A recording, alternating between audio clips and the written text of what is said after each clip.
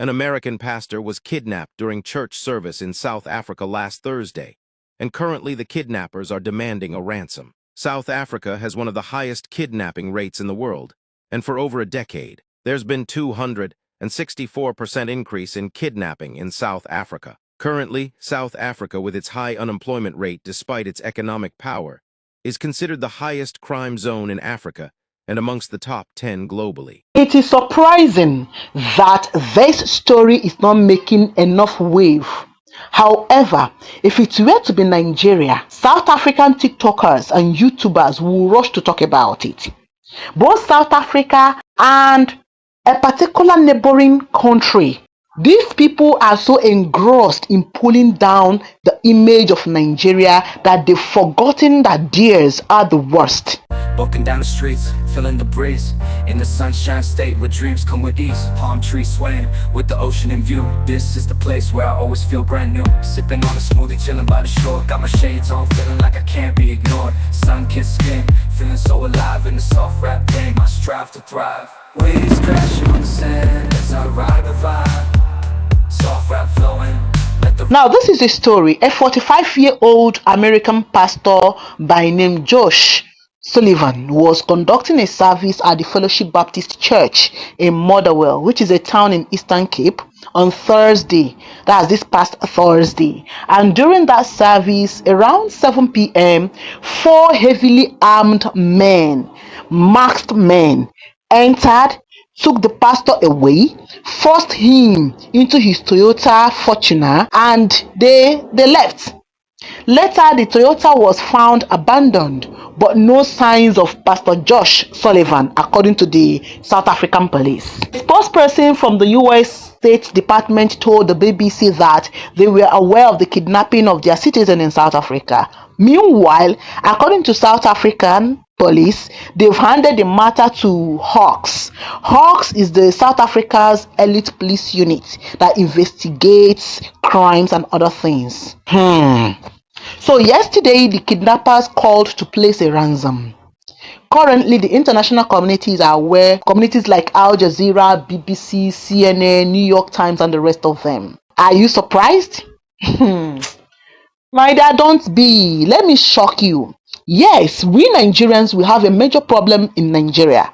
In fact, we have our major problems in Nigeria. There are kidnappings, yes. But every honest Nigerian knows that 80% of the kidnappings in Nigeria are or were politically motivated. It is either this regime against this regime or these politicians against these politicians, opposition parties here and there. Meanwhile, there are victims of organized crime families or syndicates and victims of circumstances.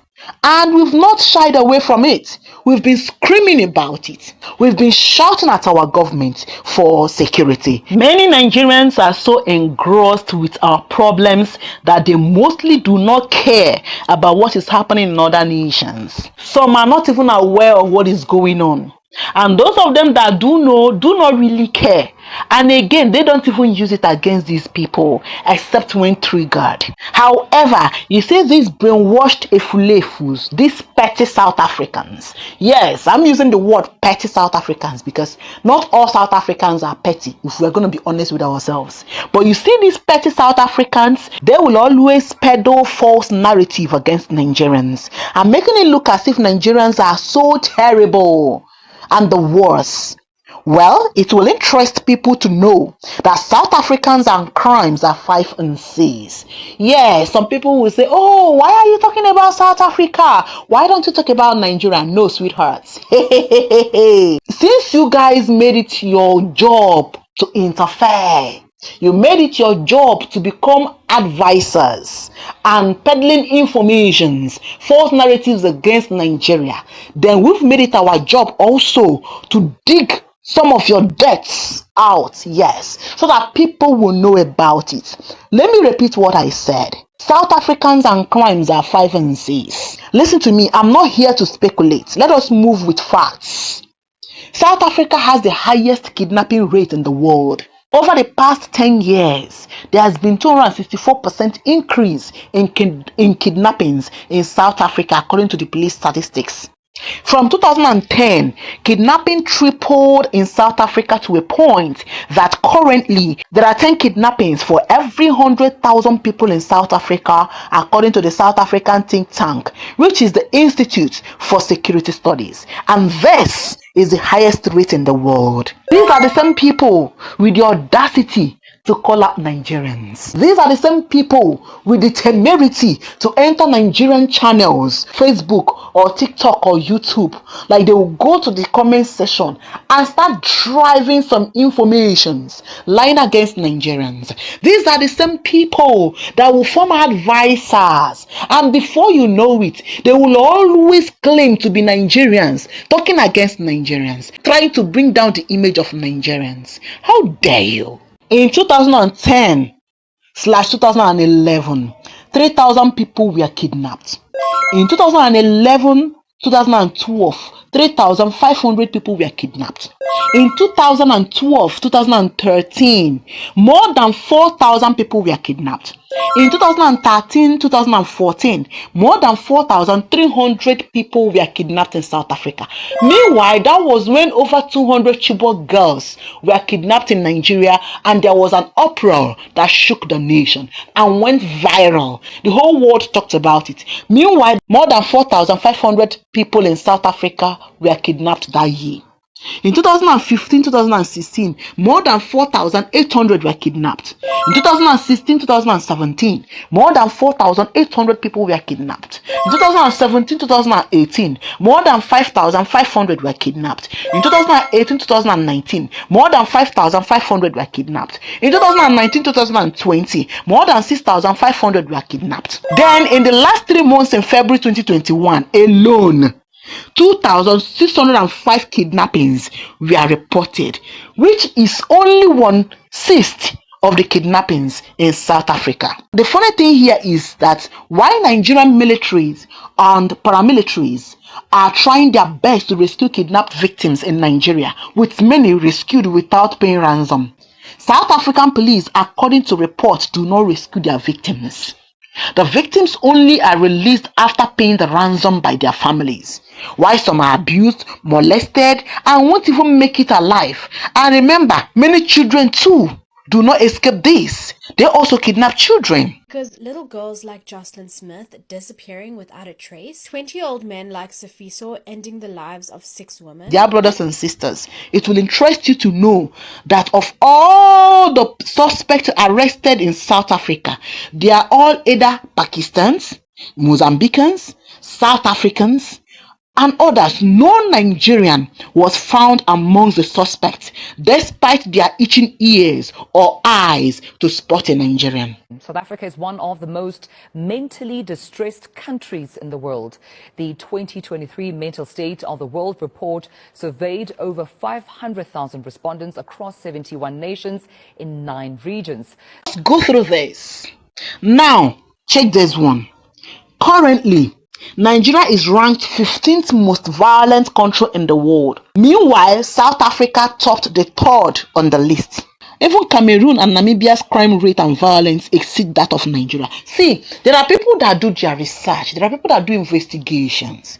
The only problem we have in Nigeria is that because of our population, brothers and sisters, if our population is the same as that of South Africa, you will not hear of crimes. But the population in Nigeria, and again, we are loud and we don't pretend. It is even the fact that we don't pretend, we are loud about it. That is why you will see a lot of safety. Listen, when you travel to some countries, you will appreciate being a Nigerian. Review has published a report on the World Crime Index for the year 2023. Here's a look at the countries with the highest amount of crime. Now, according to this report, the South American nation Venezuela tops the chart, followed by Papua New Guinea, South Africa and Afghanistan.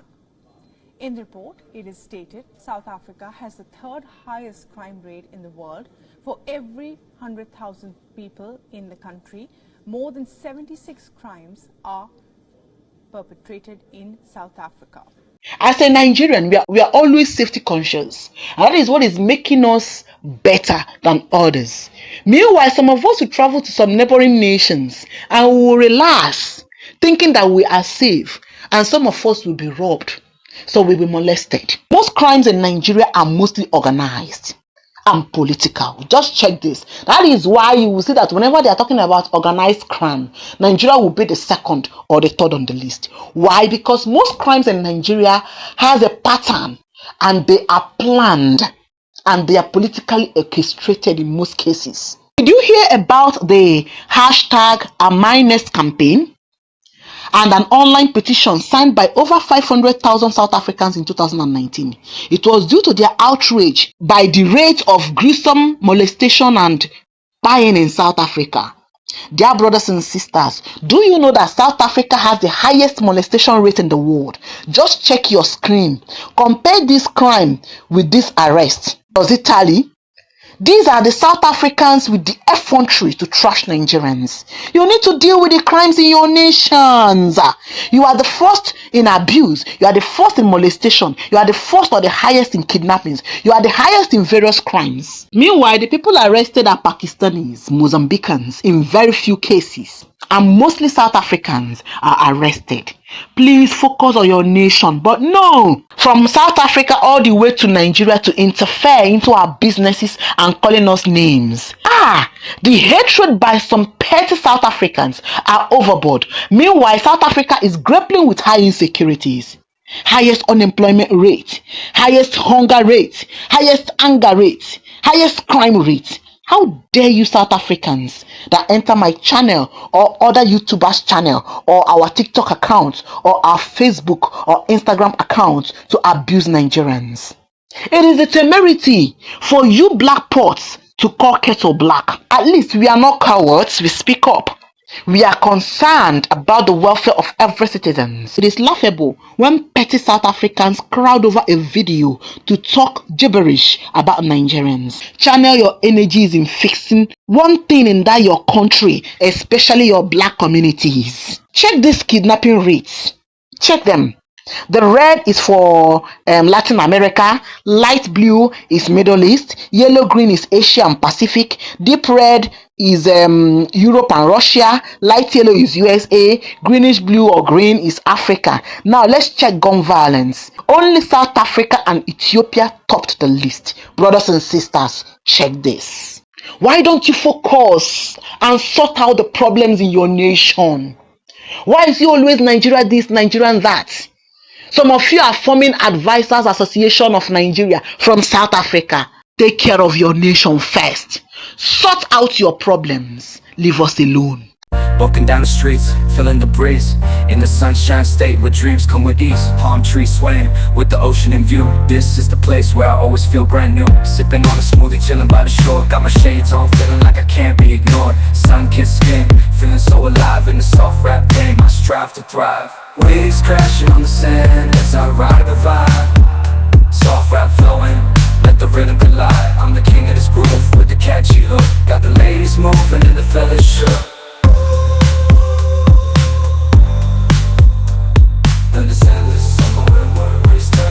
Just down the boulevard with the top down low. Music blasting loud, feeling the flow. Neon lights flicker in the night's embrace. Lost in the moment, in this rhythmic chase. Catching glances from strangers as I pass them by. In the city of dreams where stars light up the sky. Every step, every verse takes me close to the high. In the soft rap world where I spread my wings and fly.